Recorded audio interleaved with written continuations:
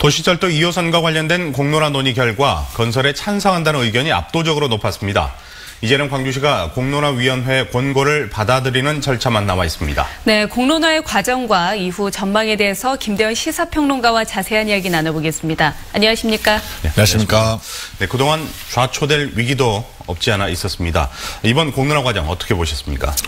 16년 만이죠. 2002년 최초 그 승인 고시된 이후로 결정된 사안인데 이용섭 시장 시대에 들어와서 또 이거 정책적 결정을 미루는 거 아니냐, 네. 공론화를 이유로 이런 판단도 했었는데요.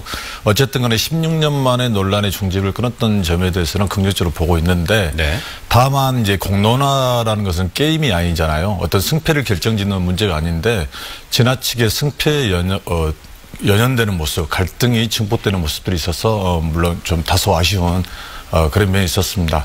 다만 이제 이게 공론화라는 게 광주에서 처음 시도됐고 전국적으로도 그 많은 사례가 없기 때문에 그 하나의 과정이다 이렇게 보집니다. 네, 16년 동안 이렇게 오래 걸린 이유가 있었을까요?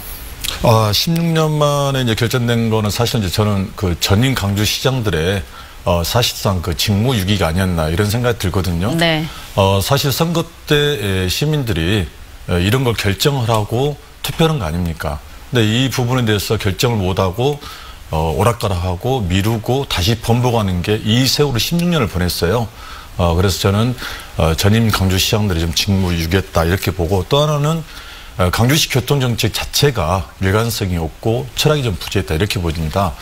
때로는 자동차 중심 도로로 간다 해서 전용도로를 뚫고 또 서울에서 버스 전용차로가 유행하니까 대중교통 중심으로 하고 또 지하철이잖아요. 네. 이렇게 일관되지 못하고 교통정책의 철학의 부재가 오늘 이렇게 길게 하는 이유가 아닌가 생각됩니다. 네, 알겠습니다. 그리고 이번 공론화 과정 중에서 찬성과 반대 중에서 표 한 표라도 더 많은 쪽의 의견을 따르는 단순 다수제, 이 원칙을 따랐습니다. 이 결정 방식에 대해서는 어떻게 생각하시나요? 그동안 이제 민주주의 하나의 방식이 단순 다수제잖아요. 네. 한 표라도 많이 선택되어진 의견을 받아들이는 방식이었는데 수기형 공론, 수기 민주주의 같은 경우는 단순 다수제와 플러스 합의제를 함께 하는 그런 방식이라 보시면 되고요.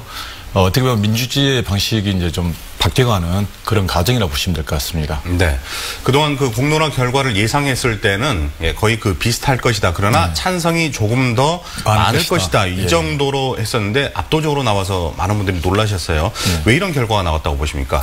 그러니까 이제 의외로 많은 차이가, 표차로만은 많은 차이가 나지 않습니까? 그런 거죠. 네. 뭐 쉽게 표현하면 찬성 측 주장이 압도적으로 그 논리적이었다거나 아니면 반대 측 논리가 좀 근거가 빈약했다거나 둘 중에 하나인데 어쨌든 간에 광주 그 공론화 결과에 대해서 잠깐 보면 가장 문제가 됐던 재정적인 문제에 대해서 재정보다는 편리성을 선택하지 않았느냐. 그리고 또 하나는 교통복지라든가 그리고 도시 균형 발전을 택한 것 같다 이렇게 보여집니다. 알겠습니다. 찬반이 첨예하게 대립했던 만큼 이후에도 좀 논란이 있을 것 같은데요.